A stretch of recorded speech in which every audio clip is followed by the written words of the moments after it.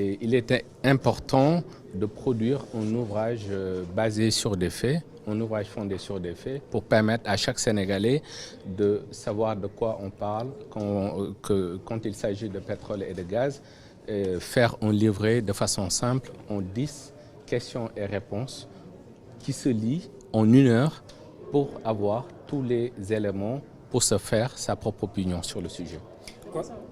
Concernant le contrat pétrolier, il y a eu débat à ce niveau aussi. Est-ce que vous pouvez revenir là-dessus?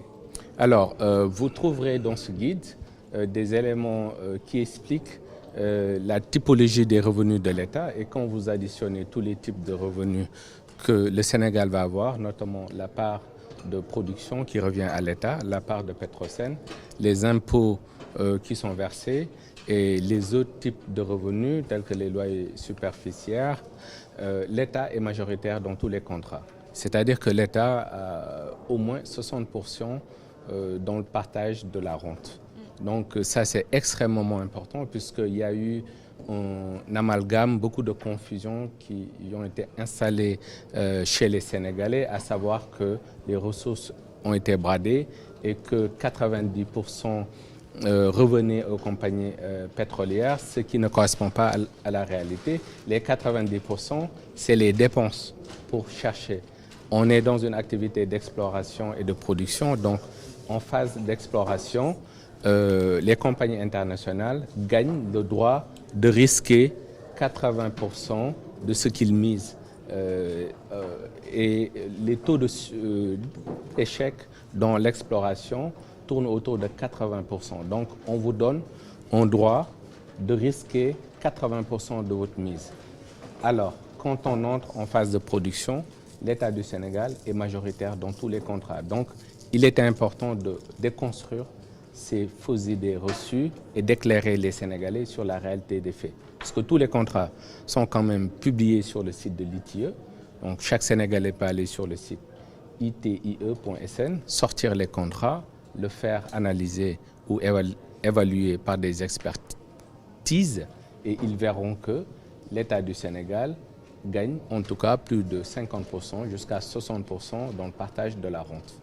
Alors, cette urgence de produire le pétrole et le gaz, quelles seront les conséquences si on ne produit pas le pétrole et le gaz? Écoutez, le pétrole et le gaz est l'aboutissement d'un processus de formation de matières végétaux depuis plus de 365 millions d'années. Si on décide de ne pas produire son pétrole et son gaz, il peut encore rester sous terre, dans la roche, encore des millions d'années. Donc c'est une ressource. Nous avons des besoins immédiats, des besoins pour financer notre développement. Donc il est important de monétiser ces ressources-là. Donc c'est extrêmement important de les monétiser pour financer nos besoins de développement. Par rapport aux compétences techniques et financières dont vous avez parlé dans votre exposé, doit-on retenir que le Sénégal n'est pas compétent quand il s'agit d'exploiter le pétrole et le gaz? Alors, le Sénégal a des compétences. Le Sénégal est très compétent parce que le plus important dans le secteur, c'est la maîtrise de la géologie et la maîtrise des réservoirs. Donc, Petrosen regorge de compétences d'ingénieurs qui sont tout à fait capables de vendre le potentiel du bassin minier sénégalais, ce qui a été le cas.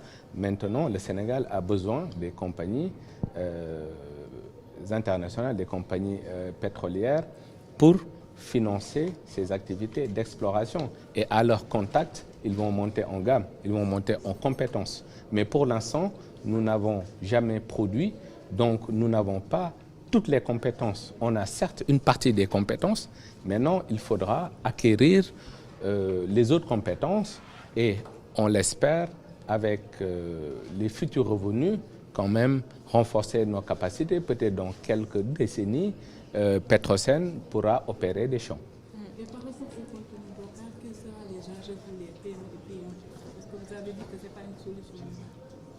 Alors, les enjeux pour les PME et PMI, c'est qu'il y a des opportunités d'emploi, il y a des opportunités de capter la valeur ajoutée qui découle de l'activité pétrolière. Et dans ce cadre-là, une loi vient d'être votée pour encadrer, pour promouvoir le secteur privé national. D'ailleurs, c'est la première fois qu'on vote une loi pour aider le secteur privé national à capter le maximum de valeur ajoutée dans un secteur, et c'est quelque chose qu'il faut saluer.